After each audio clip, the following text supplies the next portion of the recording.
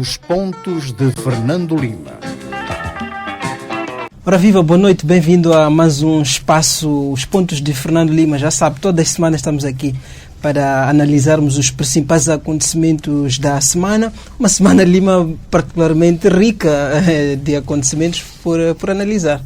Sim, muito rica, mas como sempre, com a telenovela que encanta os moçambicanos do Rumo ao Maputo. Muito bem. A telenovela da banca, da tenda das revelações, como um dos canais da concorrência apelidou a BO. Muito bem, com certeza daqui a pouco vamos falar das nuances desta telenovela, como diz Lima, que está a acontecer na BO nesta semana, que as atenções voltaram a estar concentradas na audição do rei António Carlos do Rosário. Antes de irmos aos temas de fundo que elegemos, vamos começar com o facto da semana.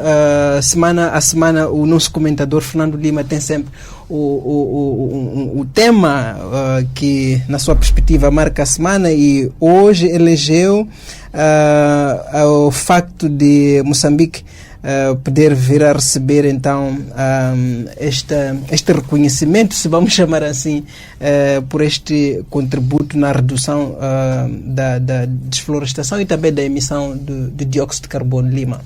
Exatamente. Eu escolhi isto como acontecimento da semana, não porque todos os moçambicanos considerem isto muito importante, mas é incontornavelmente um assunto muito importante e que diz respeito a todos os moçambicanos, porque diz respeito à qualidade de vida dos moçambicanos, ao ambiente, à conservação do país em que vivemos. Ou seja, Moçambique vai receber 6,4 milhões de dólares por causa de compensações das emissões de dióxido de carbono, o que significa que estamos a emitir menos dióxido de carbono. Foi calculado que houve uma redução de qualquer coisa como 1,28 toneladas de reduções em emissão de dióxido de carbono. Isto foi centrado numa análise que foi feita na Zambésia, abrangendo nove distritos, o que significa também que, com um efeito mobilizador e multiplicador sobre, digamos, a tomada de consciência para estes fenómenos, as próprias comunidades destes distritos vão também receber pequenas, digo pequenas, a expressão é minha, mas é por aquilo que conheço. Nunca conheci grandes contribuições naquilo que o Governo estatuiu, por exemplo, para as comunidades se beneficiarem das cotas de abate de madeira, das cotas de abate de animais da nossa fauna pela caça desportiva, e mais controverso ainda. Muitas vezes este tipo de compensações e de contribuições para as comunidades é anunciado, fazem parangonas nos jornais e depois as comunidades não veem nada. E também um outro fenómeno, e que importa realçar, é que também muitas vezes as comunidades não se apercebem ou não lhes é explicado corretamente que, por exemplo, um novo posto de saúde, uma nova escola, resulta destas contribuições, porque a ideia que as pessoas têm, aliás, a ideia que as pessoas têm em todo Moçambique, é que quando se fala em contribuições, é que vem aí um cheque para eu meter no bolso. Esse o problema com os recursos na indústria extrativa, o oil and gas. Exatamente. Não, este assunto é tão premente e há tanta desconfiança em relação a isso que hoje, por exemplo, em muitas das ações da ação social, das compensações resultantes das calamidades naturais, nomeadamente os ciclones Idai e Kenneth, estão-se de facto a fazer essas contribuições individuais por família, em compensações quer em dinheiro,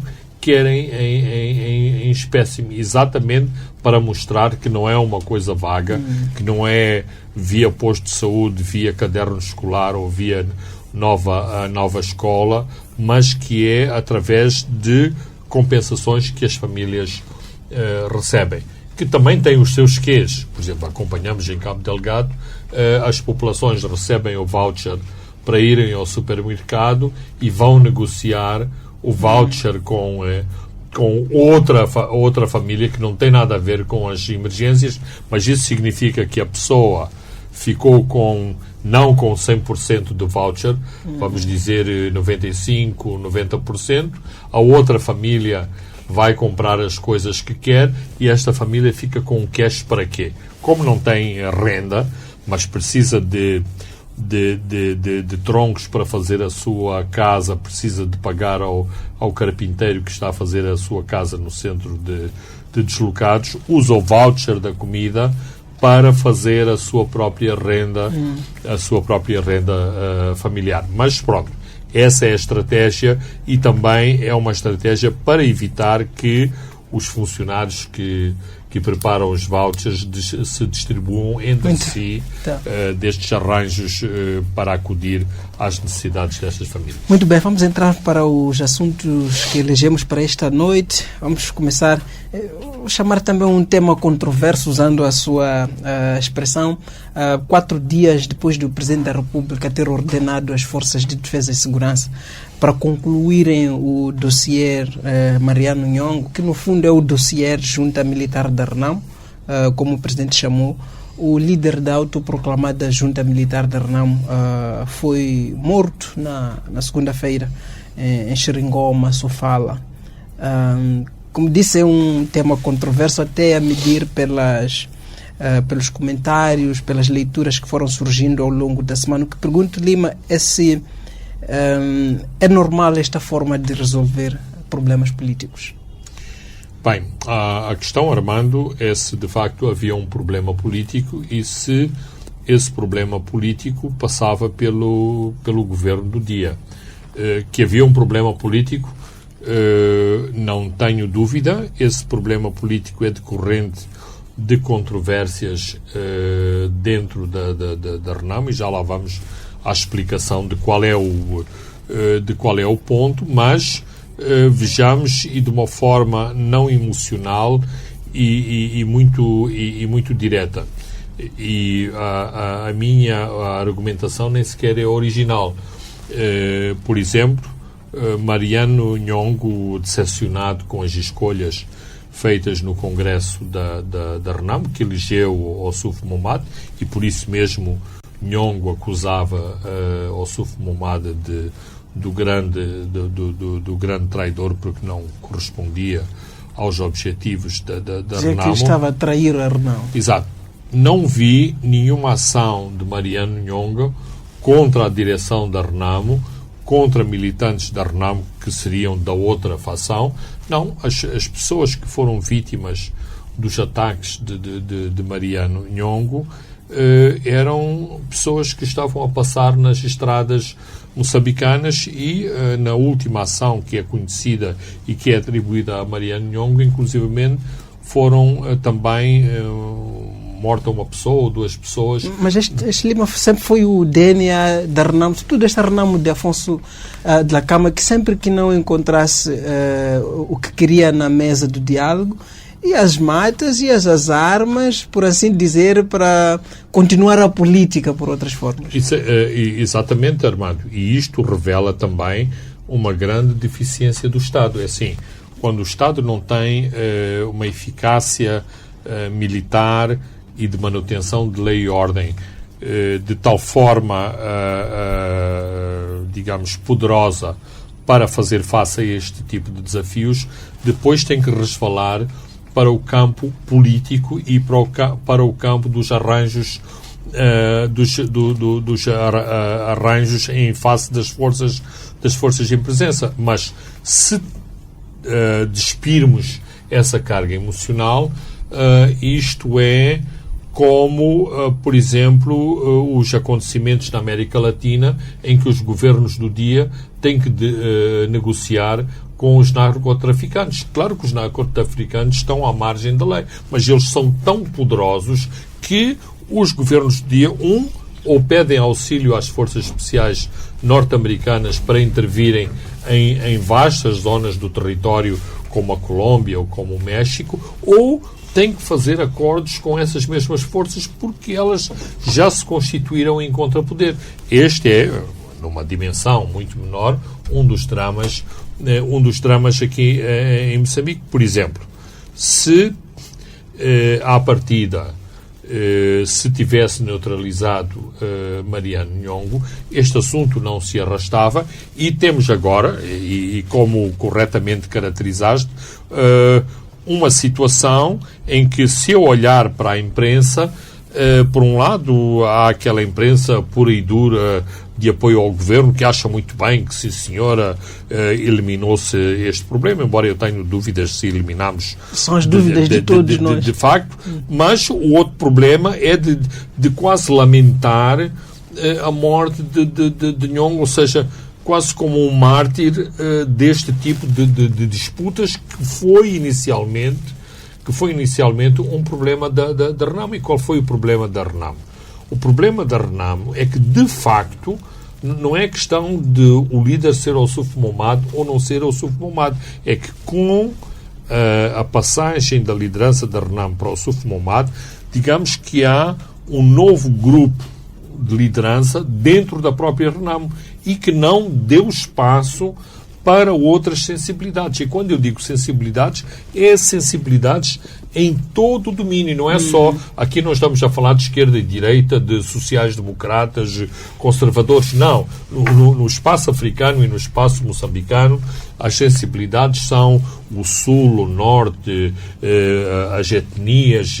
E eu lembro muito bem, e estava lá, Elias Jacama pediu para não haver caça às bruxas, mas aquilo que aconteceu e está a acontecer na prática é verdadeiramente caça às bruxas. Não há espaço para as sensibilidades das pessoas próximas de Afonso de Jacama e que são identificadas como o grupo que fez grande parte da guerrilha antigovernamental, que é o grupo identificado com a Zona Centro.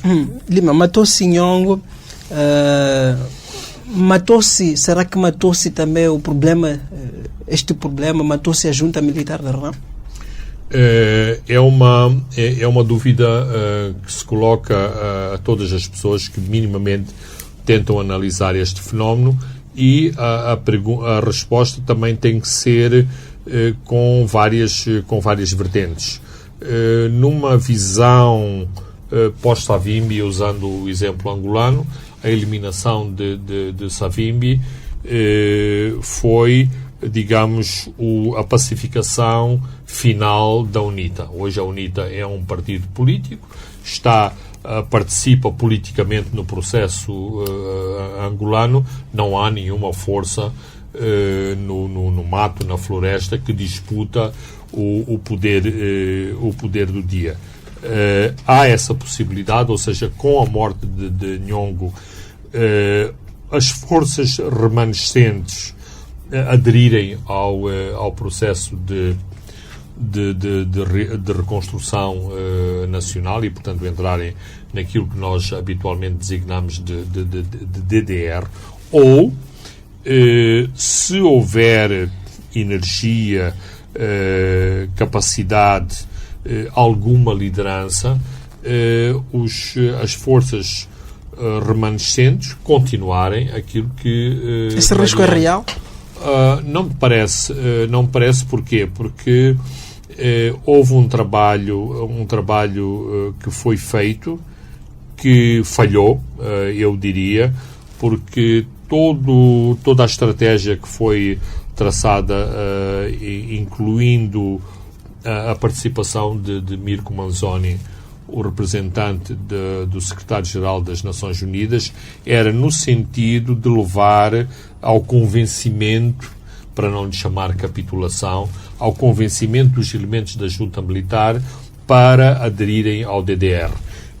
Fez-se aquela oferta ao André Matsangaísa Júnior, apesar do Júnior não estar no BI do senhor, e a ideia que foi construída na altura era mostrar que tudo tinha corrido bem com André Matsangaísa, que não havia perigo contra a sua vida, que não houve torturas, não houve sevícias, não houve ameaças de morte, e isto abriria espaço para que Mariano Nhongo também fosse reintegrado. Aqui temos que ver um bocadinho a personalidade de Nhongo. Nhongo não é nenhum político, não foi talhado para ser político, nunca teve nenhumas tarefas políticas na Renamo. Ele basicamente era o guarda-costas de Afonso Dhlakama. Então, o Nhongo sofre de um problema que é a orfandade decorrente da morte de Afonso Dhlakama, e também uma grande orfandade no sentido de falta de visão política para ver mais além de que este fenómeno de reivindicação em relação ao Suf Momad, o grande traidor. Portanto, digamos que o governo, de certo modo, maquiavelicamente, esvaziou completamente o espaço político que poderia representar Nhongo, e depois partiu para a eliminação física. Aqui também há outro aspecto muito importante que eu penso que não é displicente de todo. O governo moçambicano e as suas forças armadas e os seus serviços de segurança têm sido muito humilhados no cenário de Cabo Delgado. Então, digamos, abater Nhongo é como que um pequenino trunfo a dizer, ao menos matamos o Nhongo, uma vez que mesmo em Cabo Delgado chegar a Mashoud Omar ou outro líder, passará sempre, eventualmente, pelo crivo das forças da SADC ou das forças do Ruanda, como tem acontecido até agora. E Nhongo iniciou com uma contestação contra a liderança da Renamo. Na altura, aliás, começou por reivindicar a suposta morte do general Joseph. E depois contestou a liderança do Suf Momad, mas depois avançou para contestar não só a liderança da Renamo, mas o próprio processo do DDR, para contestar o próprio, portanto, um conflito com o próprio Estado. A questão é, com a sua morte, que perspectivas para o processo de DDR? É com a morte de Mariano Nhongo que se garante um DDR mais pacífico, quando nós temos relatos de pessoas que saíram das matas, que estão todos os dias a se queixar da sua condição de vida nos locais? Armando, aí deve haver uma pequena vírgula que me parece importante. Este processo teve a intervenção de outras forças que eventualmente achavam que iriam apanhar politicamente a boleia de Mariano Nhongo, indo diretamente ao famoso documento reivindicativo. Eu não estou a debater se tinha que ser pelo punho e pela caneta de Mariano Nhongo que deveria ser escrita aquela carta. Temos movimentos reivindicativos de pessoas que são reassentadas, que são desalojadas de fábricas, de pescadores. São os seus advogados que elaboram os seus documentos reivindicativos. Não tem necessariamente que ser o pescador ou o camponês. Portanto, não é esse o ponto. Mas nós somos supostos não ser ingênuos.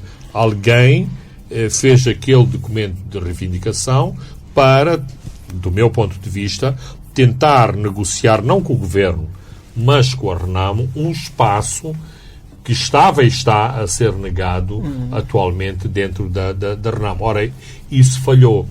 E a morte de Nhongo também vai sufocar mais esse grupo, se não levá-lo à extinção enquanto força de reivindicação, sobretudo usando a bandeira Nhongo. Agora, a questão do DDR também tem uma resposta composta, que é o seguinte. Há confusão em relação aos termos de desmobilização. E, claramente, para mim, há uma parte do DDR em que o governo de Moçambique está a falhar, que é a integração dos homens da RENAM, e neste caso também da Junta, no processo normal de paz, e tentando assacar essas responsabilidades à União Europeia e às Nações Unidas. Qual é aqui a essência da questão? A essência da questão é que o Governo, neste caso, tem uma atitude muito cínica. E a atitude cínica do Governo é a seguinte: a comunidade internacional, vulgo a comunidade ocidental, acolhe sempre todos os protestos da RENAM. Portanto, se a RENAM está a dizer que tem falta de dinheiro, que os seus homens não recebem dinheiro, deixá-los protestar, porque a comunidade internacional vem aí a correr para ajudar a RENAM, porque tradicionalmente não ajuda o Governo, o que é uma grande mentira. Os fundos disponibilizados para pessoas da RENAM e para o Governo nem sequer há comparação, e faz todo sentido. O que é que se está a passar aqui? O Ministério das Finanças diz corretamente, que não tem fundos para alocar pensões aos homens da RENAM. Por sua vez, o INSS diz: sem fundos, nós não podemos começar a pagar as pensões. Então, a ideia é que alguma entidade internacional fizesse esse papel. Como a comunidade internacional está muito desconfiada das intenções do Governo de Moçambique, que tem a ver com outros problemas, nomeadamente com as dívidas ocultas, com a ocultação de relatórios para o FMI, a comunidade internacional também está um bocadinho neste fim-capé de não querer mostrar que é tão soft, que é tão mole, para alguém dar um gritinho e corre-se logo com um pacote de dinheiro para resolver o problema. A morte de Mariano Nhongo trunfo é um pouco pesado, mas ela para o Suf Momad também um alívio, no sentido de que finalmente pode descansar. Não, é um grande alívio, mas é um grande alívio conjuntural, porque não resolve o problema. Ou seja, infelizmente, dentro da RENAM, como dentro do nosso espaço político, há sempre uma visão muito autoritária dos processos. Ou seja, eu estou no poder, o poder é todo meu. Ou seja, não há nenhuma tentativa de pontes para outros setores, para outras tendências. Ou seja, o Suf Momad chegou ao poder. Claramente, o Suf Momad chegou ao poder por uma conjugação de forças da Zambésia e de Nampula. Logo, coartou-se espaço para todas as outras sensibilidades dentro da RENAM. Qual é o perigo aqui? O perigo é que, para a RENAM ser forte, ser contestatária, reivindicar que quer a partilha do poder, não pode ser só forte em Nampula e na Zambésia. Tem que ser forte noutras áreas de Moçambique, nomeadamente numa parte do seu espaço tradicional, que é a Zona Centro. Quando eu digo a Zona Centro, e tendo mencionado a província da Zambésia, estou a falar das províncias de Manica, Sofala e Tete, que neste momento se sentem marginalizadas da partilha do poder dentro da própria RENAM. Esta RENAM do Suf Momad, para terminar, portanto, uma RENAM menos agressiva, até se quisermos, é uma RENAM que interessa também o Partido Frelimo. Interessa muito, embora eu não concorde com a expressão que o Suf Momad saiu das matas para se beneficiar das mordomias da Frelimo. É importante dizer que as tais mordomias são parte de um acordo rubricado por Afonso de Lhakama em setembro de 2014. Que ele sempre recusou beneficiar. Recusou beneficiar, mas assinou. Portanto, são dois momentos diferentes. Mas tudo isto estava no papel. Então, será que o Ossuf Momad tinha que recusar, tinha que viver na Gorongosa quando tem por direito, e como existe em muitos países o reconhecimento de líder da oposição e o estatuto de líder da oposição, que inclui mordomias como ajudas de custo, casa protocolar, viatura protocolar, funcionários de assessoria no seu próprio gabinete como líder de oposição. Aí, claro que o Ossuf Momad podia ser muito mais sofisticado no sentido de utilizar as mordomias, mas fazer o seu trabalho como líder da oposição. Ora, aquilo que salta à vista de todos é que parece que ficou debaixo da asa da Frelimo e do governo do dia. Muito bem, vamos avançar para o segundo tema, eleições no Movimento Democrático de Moçambique. O processo está ao rumo, ao que tudo indica. Há 3 candidatos oficiais: Silvério Rongwani, com apoio da província de Maputo, Lutero Simango, na cidade de Maputo, e José Domingos, atual secretário-geral, com uma base na Beira. Lima, parece que estamos claramente perante um MDM que está-se a partir nesta luta. O problema, se calhar o problema não é esse. O problema é que todos esses candidatos, ninguém acredita em nenhum desses 3 candidatos, e todos esses candidatos são parte de um processo inquinado. Por exemplo, utilizando o candidato com o nome mais sonante, Lutero Simango. Se Lutero Simango ganhar, e tudo indica que vai ganhar, logo vai cair sobre ele o borrão de que este não é um partido que corresponde aos anseios da democracia moçambicana, mas que é a dinastia Simango, que as pessoas que estão na liderança corresponderão a um certo grupo étnico dentro da própria província de Sofala, e isso é mau. Portanto, eu continuo, não é a primeira vez que digo isso, e digo isso com muita tristeza, há um perigo nesta sucessão. Ou seja, primeiro, a morte de Davis foi extemporânea e foi um grave golpe na democracia em Moçambique. 2, o partido MDN corre o risco de, como se costuma dizer, reduzir-se à sua insignificância, o que é mau para a democracia. O MDM é um partido que se projetou a partir da Beira. José Domingos, o atual secretário-geral, tem, pelo menos o que manifestou publicamente até, que a base a partir da Beira. Isso diz alguma coisa em relação àquilo que pode ser o futuro presidente do partido? Já dizia há pouco que Lutero Simango, por exemplo, será provavelmente o... Não penso, porque o partido, é claro que é uma frase feita, dizer que o partido tem que se reinventar, mas de facto o partido, o MDN, não ficou famoso por ser da Beira ou por ser liderado por Davis Simango.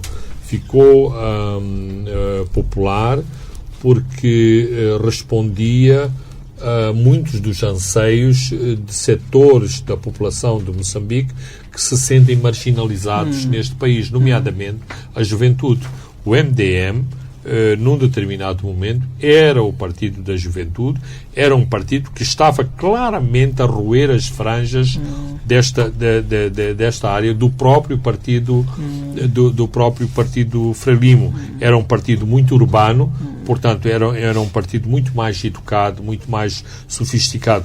Toda essa sofisticação, toda a atração do eleitorado urbano e toda a atração do eleitorado juvenil desapareceu. Portanto, o MDM está mais a caminho de um daqueles partidos extraparlamentares que concorre, só aparece nas eleições e depois perde a chama. A única chama que de facto ainda resta é essa reivindicação regional, portanto, de ter o seu epicentro em Sofala. Em 30 segundos, que chances tem Silvério Rongwani? eu penso que são zero as chances de Silvério Ronguano. Muito obrigado. Vamos ao nosso intervalo. Não saia dali, estimado ouvinte, estimado internauta que nos acompanha pelas plataformas digitais, porque nós voltamos daqui a pouco para mais análise dos acontecimentos da semana. Até já. Muito bem, estamos de volta para a segunda e última parte. Vamos mudar de tema, vamos falar de Cabo Delgado, a província martirizada desde 2017 pela insurgência. É uma semana que é marcada por dois grandes anúncios, um do Ruanda, outro da SADC, fundamentalmente. Há mais homens militares a virem a Moçambique, a virem a Cabo Delgado. Paul Kagame, o presidente do Ruanda, esta terça-feira fez saber portanto, esta vinda de mais 1.000 homens para se juntarem aos anteriores 1.000 que já estavam em Cabo Delgado, para totalizar um contingente de 2.000 homens. Lima, que sinal é que o Ruanda quer transmitir, está a transmitir com esta posição? Será mais difícil combater a insurgência, talvez mais do que se pensava anteriormente? Quererá o Ruanda tomar mais posições em Cabo Delgado? O que é que está a acontecer? Bem, é assim, nenhum país, nem nenhuma força coloca os seus homens num teatro de operações sem fazer as suas avaliações por antecipação. Isto significa que o Ruanda, a partir do mês de maio, tinha os seus militares e os seus homens da inteligência em Moçambique. Estima-se que antes da entrada do contingente principal, no início de julho, já havia 150 operacionais ruandeses em Moçambique e, portanto, fez o seu trabalho de casa. Então, a partir daqui, é lícito fazer 2 ou 3 especulações em relação ao aumento de tropas. Que, de facto, a resistência oferecida pelo movimento jihadista é maior do que a resistência antecipada. Aliás, vimos que a tomada de Mocímboa da Praia correspondeu quase a um passeio. Foi muito fácil, em menos de um mês o Ruanda avançou sobre a estrada Palma-Oase e depois derivou para a costa a caminho de Mocímboa da Praia, e depois todas as operações ao longo do rio Messalo foram muito mais difíceis.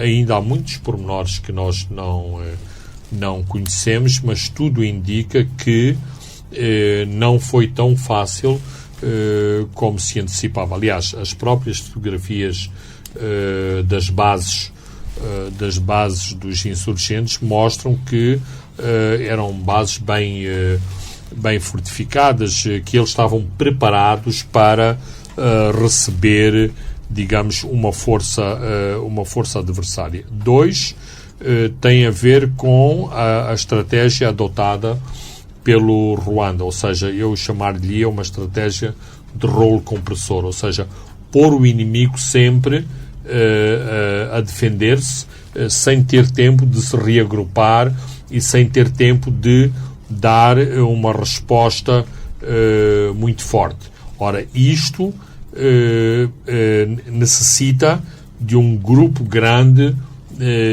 de forças no terreno, para que, ao mesmo tempo que uma força mantém a pressão sobre o inimigo, a outra força descansa ou recupera força, aquilo que se chama habitualmente de se fazer o desdobramento das forças. Um terceiro elemento de que há algumas evidências é, apesar dos discursos oficiais dizerem que há uma inteira comunhão entre o exército de Moçambique e o Ruanda, na prática as forças do Ruanda têm muitas desconfianças sobre as capacidades do exército moçambicano, nomeadamente na capacidade de retenção das posições ocupadas. E como há esta divisão na quadrícula de distritos que estão sobre a égide da SADC e distritos que estão sobre a égide do Ruanda, significa o seguinte, que para manter a ocupação destes lugares, tipo Oase, tipo Diaca, mesmo em cima da praia, o próprio Ruanda não confia nos destacamentos das FDS e precisa de ter os seus próprios destacamentos. Ora, a desmultiplicação da força em força de ocupação e força operacional exige mais efetivos. Mas temos que nos recordar que o primeiro contingente tinha qualquer coisa como 700 operacionais e 300 polícias. Os 300 polícias eram exatamente para fazer a manutenção. Pelos vistos, da análise objetiva no terreno, isto exigiu mais forças. Em relação à SADC, a situação é ligeiramente diferente. Foi feita aquela avaliação que eram necessários 3.000 homens no terreno, mas nem de longe nem de perto a força inicial da SADC tinha este efetivo. Portanto, quando a SADC diz vamos aumentar os nossos homens, quer parecer que continua a ser dentro da cota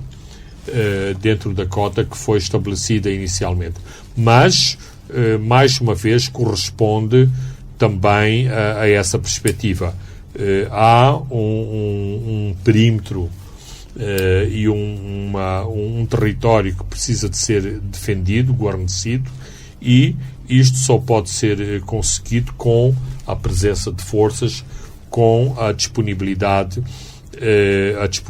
de meios, porque aquilo que foi antecipado de multiplicação de pequenos ataques pelas forças jihadistas já começou a acontecer em pequena escala, mas nada afasta a possibilidade de haver muito mais operações desta natureza. É preciso não nos esquecermos que em termos de terreno e em termos de condições climatéricas nós vamos entrar na época das chuvas, portanto as forças que têm mais mobilidade com meios tipo caminhões, carros blindados, vão ter mais dificuldades e, portanto, forças mais leves, mais ligeiras, têm mais vantagens no terreno. Um detalhe, mais uma vez, nós tomamos conhecimento destas notícias a partir de fora. Foi o presidente Paul Kagame, a partir de Doha, no Catar, onde participava de um fórum de segurança, que nos comunicou a vinda destes homens. Precisamos de Ruanda também para nos ensinar a comunicar? Armando, essas forças já estavam cá no terreno, ou seja, há muitas semanas, desde a ocupação de Musimba, que se conhecia que o Ruanda tinha aumentado o seu efetivo. Pois. Não sabia que tinha aumentado ao nível dos 2.000 homens. Na altura estimava-se que a força tinha passado de 1.000 para 1.300 homens. Agora, em relação à questão de fundo, é triste e é terrível. Moçambique não aprende a fazer comunicação, militar. E portanto, agora houve todo um exercício que foi feito no 25 de setembro, mas, no geral, a comunicação dos Ministérios da Defesa e do Interior, e se calhar envolvendo outras instituições, não é má, é péssima. E os exemplos que deste são mais que evidentes, ou seja, os moçambicanos têm que tomar conhecimento através, se não me engano, o jornal ruandês chama-se New Times, através do New Times ou através do próprio presidente Paul Kagame, por exemplo. Só para dar um exemplo, diz-se que a operação contra Mariano Nhongo teve também a participação do ruandeses. O exército de Moçambique ou a polícia de Moçambique poderia contrabalançar isso. E contrabalançar não significa o comandante Bernardino Rafael dizer não fomos nós, não foram...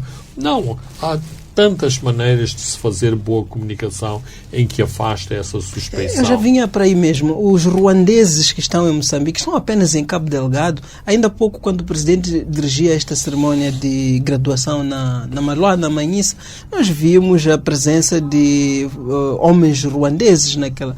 Eles estão apenas em Cabo Delgado ou estão em outras frentes, incluindo na frente de formação? Bem, eu penso que já existe um protocolo para alargar a cooperação do Ruanda a outras áreas que não só a presença militar em Cabo Delgado.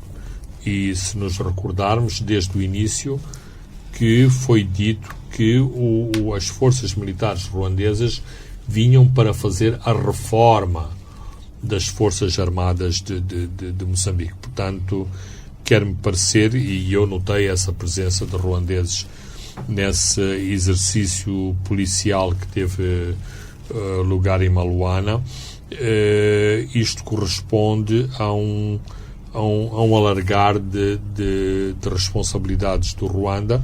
Há também outras iniciativas ao nível puramente civil, em termos de cooperação comercial e económica. Portanto, vamos ouvir nos próximos meses muito mais iniciativas em termos de cooperação do Ruanda com Moçambique, por inerência daquilo que aconteceu em Cabo Delgado. Muito bem, vamos avançar para outro tema para análise. Esta é a segunda semana em que está a ser ouvido na BO o arguido, o réu António Carlos do Rosário, naquela que é a mais longa audição neste julgamento. Estamos hoje, sexta-feira, no 7º dia a se ouvir António Carlos do Rosário e a ser ouvido apenas pelo Ministério Público. Começo com esta pergunta. O homem que entrou na BO de forma triunfal a acenar para todos, parece que não é mais esse homem triunfal, ou não? Não pode ser mais esse homem triunfal, porque tem cometido muitas gafes e tem caído em muitas contradições decorrentes das suas próprias afirmações, da sua própria narrativa e do seu próprio discurso. É importante notar que o interrogatório é muito duro. Uma pessoa que entra de manhã na BO e sai de lá, por exemplo, estamos a falar hoje, sexta-feira, ontem a sessão do julgamento acabou, já era sexta-feira, 1h. Então, isto é muito duro mesmo para pessoas com a preparação intelectual que António Carlos do Rosário tem. É preciso não subestimar não só a reconhecida inteligência dele, como o facto de ele ser era um professor universitário, portanto uma pessoa com uma bagagem intelectual acima da média. E, de facto, até agora, é o único que tem demonstrado ou tenta demonstrar alguma coerência neste projeto, não só da defesa da costa, como no processo das dívidas ocultas, uma vez que, para a frustração de muita da audiência que acompanhava o julgamento, até António Carlos do Rosário, o que é que aconteceu? Aconteceu uma discussão de comadres em termos de lavagens de dinheiro ou em termos de subornos e comissões, e a questão das dívidas ocultas nunca foi discutida.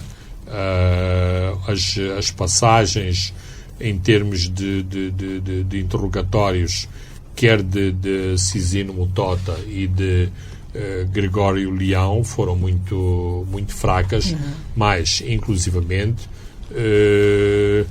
acho que ficou uma imagem muito de grande fraqueza do próprio diretor-geral do CIS. Eu sei que isto é uma tática, que ele sabe muito mais daquilo que evidenciou saber na BO, mas a imagem que ele transmitiu foi de um indivíduo muito frouxo na direção dos serviços secretos de Moçambique e muito frouxo no seu próprio domicílio familiar. Então, António Carlos do Rosário, de facto, ele tem estado a discutir o projeto, mas aqui no projeto ele defronta uma grande contradição, é que há duas narrativas para o mesmo projeto. Uma narrativa que mostra claramente que isto foi um projeto da Privinvest que foi vendido a meia dúzia de moçambicanos que depois o tentaram integrar na esfera do poder em Moçambique, e a narrativa de António Carlos do Rosário, que afasta a Privinvest, ou seja, a Privinvest é um mero executor em termos de produção de equipamentos e providenciação de serviços, e que, portanto, este é um projeto soberano de Moçambique que foi concebido pelos moçambicanos. No início da sua audição, nós tivemos o António Carlos do Rosário muito confrontacional, que batia de frente, passo a expressão, mas a dado momento, a partir de certo momento, tivemos obviamente depois das chamadas de atenção do tribunal, tivemos o António Carlos do Rosário mais ponderado. O que é que pode justificar esta mudança de... Muito simples.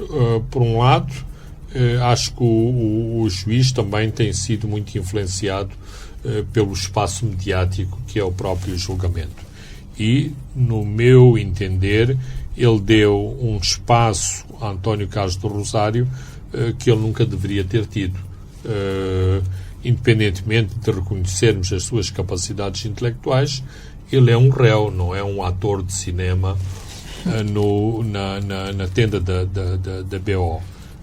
Um segundo momento em que demonstra uma atitude radicalmente diferente também é muito simples. O António Carlos do Rosário tem que equacionar se quer continuar a ter um espaço mediático muito importante, que lhe é permitido pelo facto de sentar no banco dos réus, ou sujeitar-se às condições que lhe foram prescritas pelo juiz, que é ser recolhido para a cela e só comparecer no tribunal para ouvir a sentença. Esse espaço, Lima, não inclui este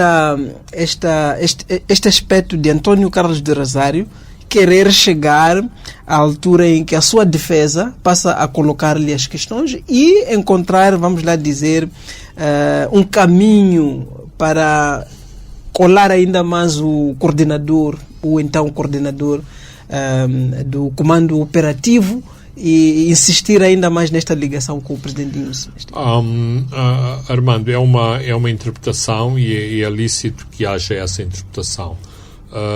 Aquilo que eu penso é que o tribunal, porque é assim que o juiz fala de si próprio. É o tribunal. Na terceira pessoa, o tribunal. Sim. Então, o tribunal, do meu ponto de vista, acha que já estabeleceu claramente que o responsável de todo este projeto era o comandante em chefe e, portanto, que Nyusi não era o comandante do projeto, era mais um dos operativos do projeto. A partir daí, penso que António Carlos do Rosário tem tido quase liberdade plena para disparar agora muito abertamente sobre o atual chefe de Estado. Quando António Carlos do Rosário agradece o antigo ministro da Defesa por ter nomeado para a PCA destas 3 empresas, o que é que quererá dizer? Quer dizer que Nyusi tinha poderes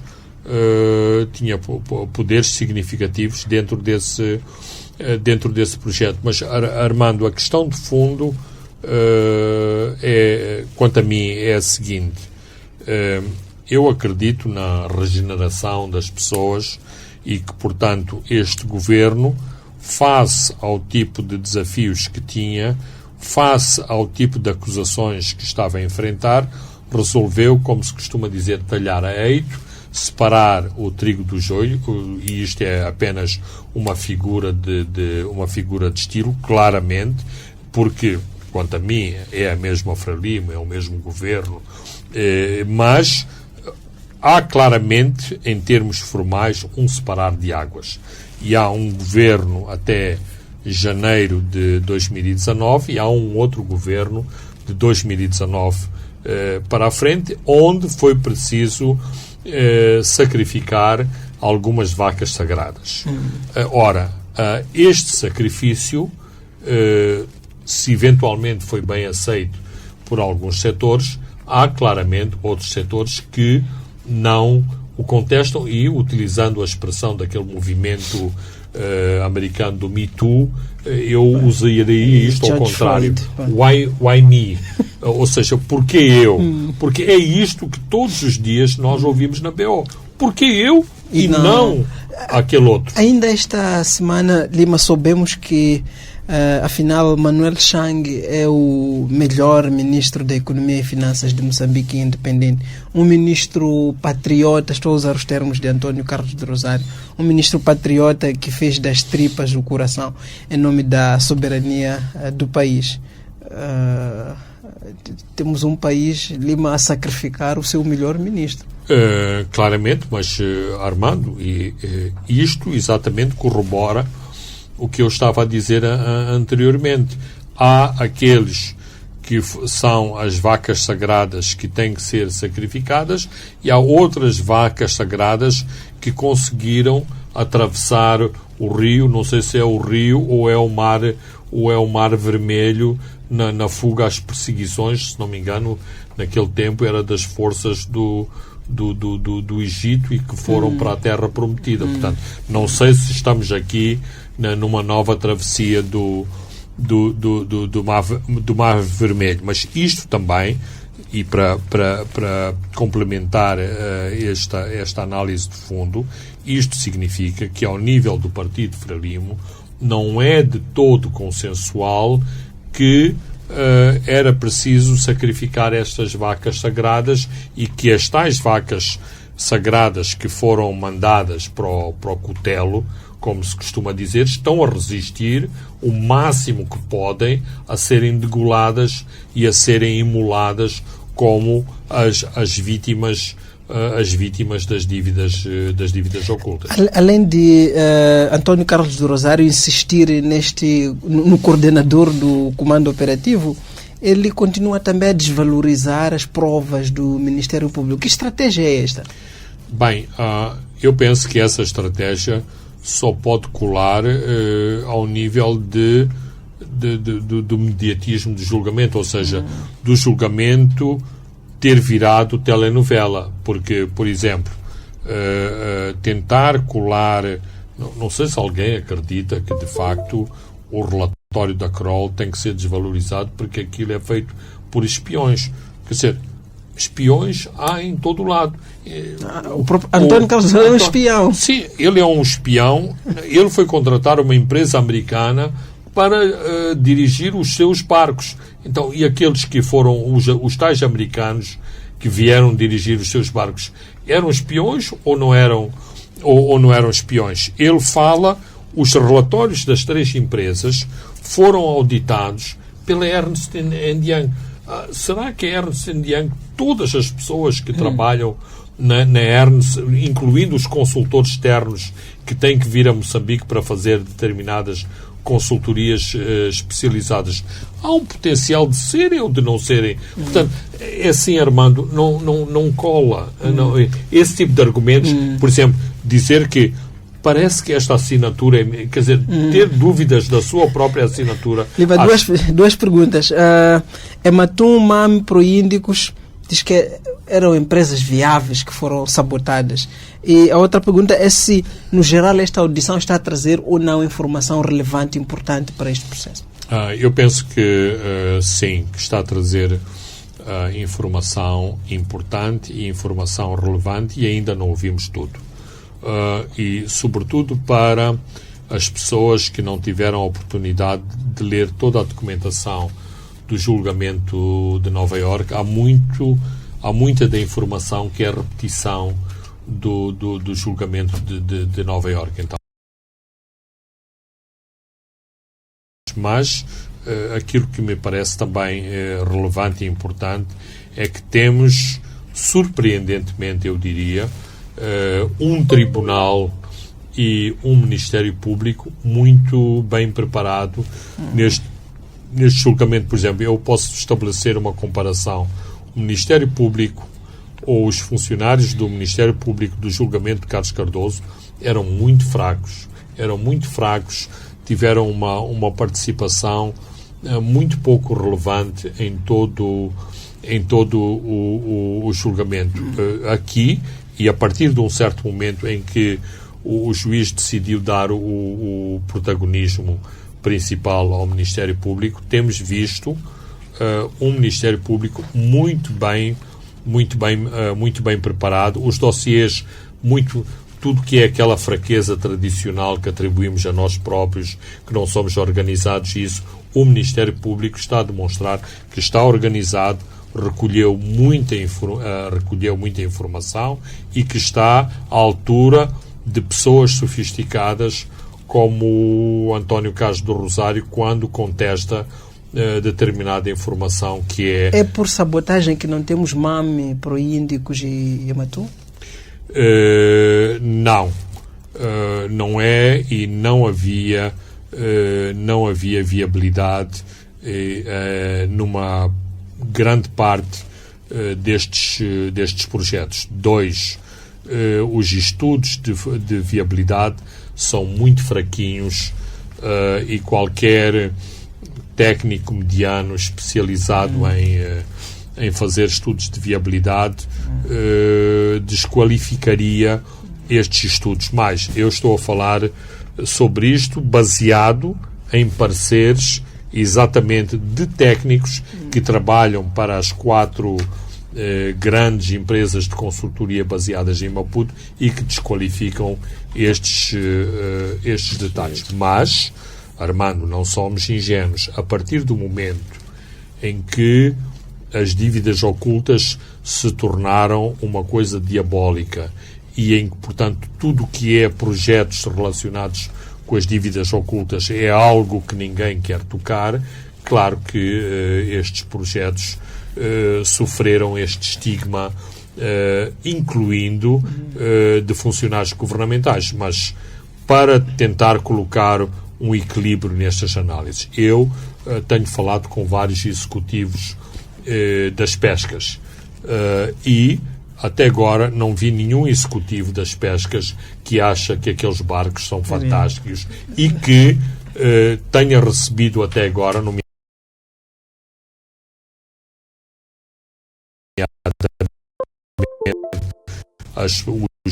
os executivos da esfera pública que tenham recebido até agora uma proposta séria para utilizar aqueles barcos Lima, para fazer o tempo não dá para mais. Nas próximas edições voltaremos com certeza a explorar estes temas. Assim que nos acompanhou, o nosso muito obrigado. O estimado ouvinte, estivemos com André dos Santos na assistência técnica, nas plataformas digitais contamos com Ilek Vilanculo. Chamo-me Armando Nhantumbo. Na próxima oportunidade voltamos a estar juntos. Boa noite.